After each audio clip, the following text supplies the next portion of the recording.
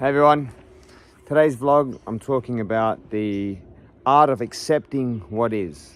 I've got my journal here, so I'm going to read a few things from it, some notes that I made this morning. So accepting what is, the art of acquiescence.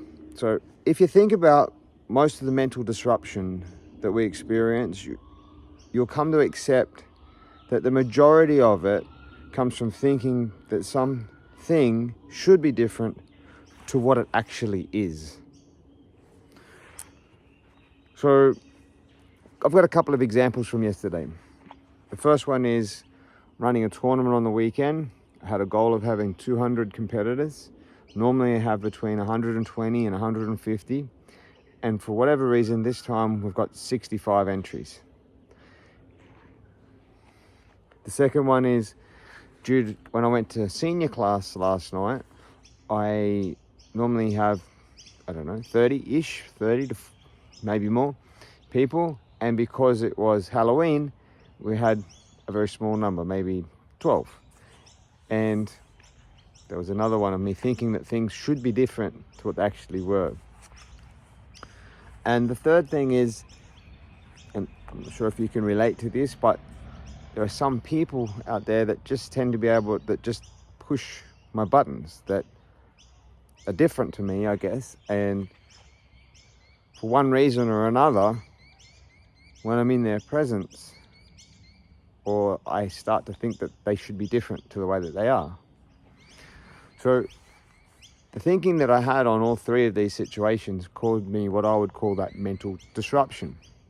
And it's mental disruption that is uncomfortable, that is something that doesn't cause me to enjoy my mental state, a level of bliss that I guess I would like to have. So in this sort of research for this, I've come up with the two different levels of this. And so the first one is to accept what has happened. And that's called the art of acquiescence. The dictionary definition is the art of acquiescence, the reluctant acceptance of something without protest. The reluctant acceptance of something without protest. So don't protest it, just accept it. With practice that can be done, sure. Level 2 is to actually enjoy what's happened. So the word here, amor fati. I'm sure I'm murdering that definition or that pronunciation, but amor fati, a love of fate. So that's pretty advanced. So to turn the thing that you think shouldn't be the way that it is, not only to accept it, but to become grateful for it and accept it. So I believe I have achieved this at different times and achieve it to differing levels in different things. One example is when I had my accident, I broke my back. I was able to process that over time and come up with the conclusion that it was one of the best things that ever happened to me, and I was grateful that it happened. Where I would like to take this is on more of the smaller items, like the three that I explained yesterday. I would like to get 65 in the tournament and almost immediately look at the bright side.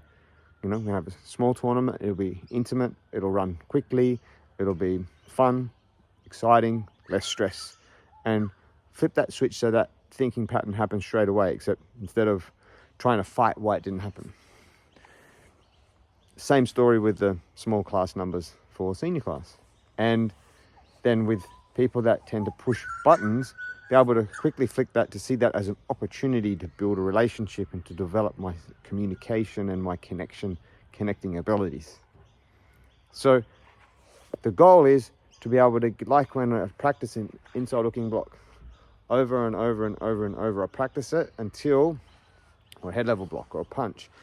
I don't practice it till I can do it. I practice it until I can't make a mistake. I practice it till I can do it with my eyes closed when I'm not even thinking about it.